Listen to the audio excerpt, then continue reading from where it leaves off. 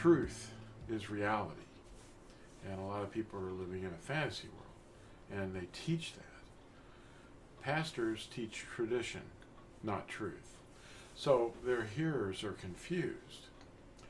It says that in Yashayahu 9, verse 16. The Ten Commandments behind me, written on a stone, an 80-ton stone in New Mexico called the Los Lunas Decalogue Stone. That's the eternal covenant.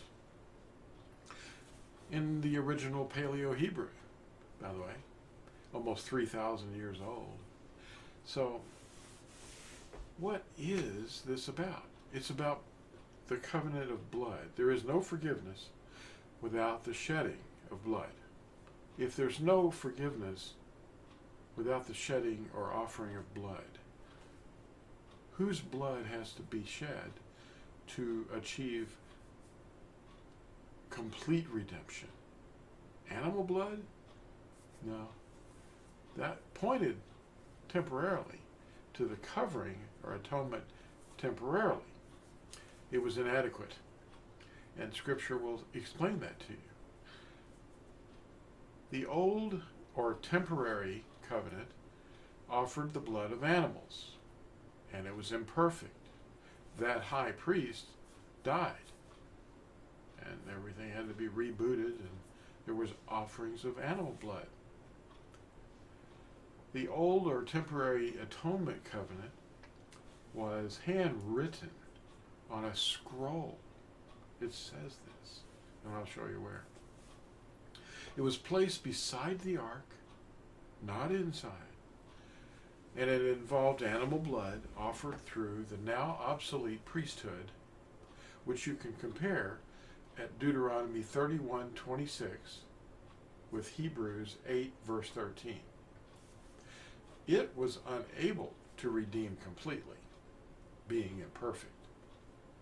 It pointed to the redemption plan, the shadow of things to come, or outline of things to come, the blood of the Lamb of Elohim. The remade or permanent redemption covenant are the 10 words. They teach you how to love Yahuwah and how to love your neighbor, and he's writing them on your heart. When you study them, meditate in his word day and night, like Psalm 1 says. And they're unchanged. They will never change. Yirmiyahu 31 explains it. It describes us, the Natsarim, the branches of his teachings. Yahuwah said, I am the vine, you are the Natsarim. Now the original eternal covenant was written in stone by Yahuwah's finger, not written on a scroll. And it was placed inside the ark.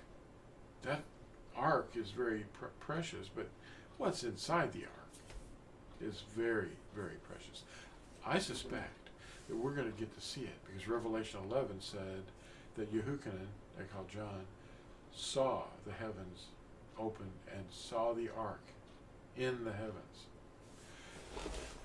Now, these are now written on our heart. We like them. He made us love them. He circumcised us in our hearts, in our thoughts, in our minds, so that we love them. We've received a love for the covenant, which is the truth.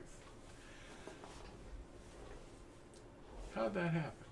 By the indwelling of Yahusha.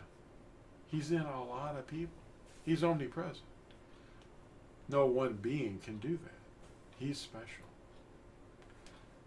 He's the creator of heaven and earth. He's not just the creator. He's the possessor.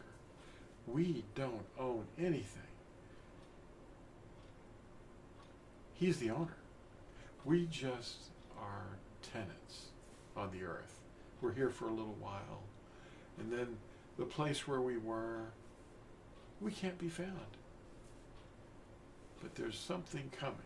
A day is coming when the world is going to change. He's coming back to his bride. Now these commandments that are written on our heart are able to be walked in because he said they were easy. You learn that they're about love. He said, love me and love your neighbor. He summed them up that way. So, how do you get them? Well, first of all, Acts 5 verse 32 says, the Ruach HaKodesh, that's Yahusha, his spirit, is only given to those who obey him. Now, when you obey him, he sends the helper, the counselor, the Paracleta, the one that comes alongside and helps you. And then you see everything from his point of view. And you go, wow, I like the commandments. Why would I want to do that or this? Or why would I want to steal something? You know, it's all very clear to you now when you receive his spirit, because you don't see through your eyes anymore. It is no longer you who live, but Mashiach who lives in you. Here's how you do it. You be immersed. That's your first step. If you don't, then you'll never receive the Ruach HaKodesh. I know that people have exceptions and say, what about? Just do it. Get in the water. Now we trust in his blood. His blood, not animal blood. That's the difference. See, that's incomparable. So the Ruach HaKodesh is for those trusting in his blood for their redemption. And in immersion, they pledge to obey his eternal covenant.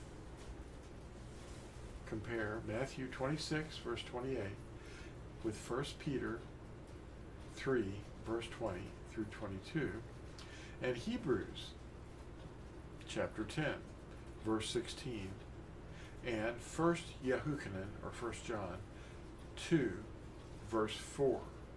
That last one really slams the door shut on people's mouths when they say, I don't have to obey those commandments. Yeah, I think you do. Read that. That's 1 Yehukanan chapter 2, verse 4. Because he now lives in us, we obey him. Yahuwah is Yahusha. He's the vine, and we are the Natsarim, his branches, the branches of his teachings. Thanks for watching. And remember to like and subscribe. And find End Time Watchman's channel. Brother Matt, he's got a wonderful channel. You can watch it at the beginning of every weekly Shabbat. Bye now.